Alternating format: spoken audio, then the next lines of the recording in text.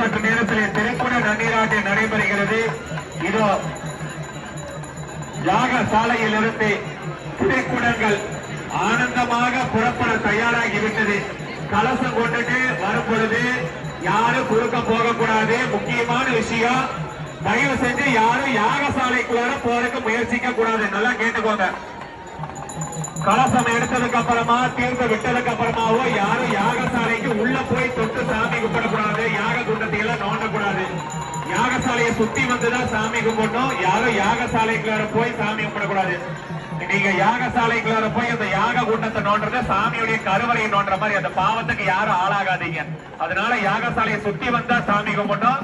யாகசாலைக்குள்ளார தயவு செஞ்சு ஆண்கள் பெண்கள் யாருமே போக கூடாதுங்க. அற்புதமான ஒரு திரைக்குட நன்னீராட்டு பெருஞ்சாந்தி திருவிழா பங்குனி மாதம் 2வது நாள் முதல் முகூர்த்த நாளிலே சுப வேளையிலே இன்னும் சற்று நேரத்திலே திரைக்குட நன்னீராட்டு நடைபெற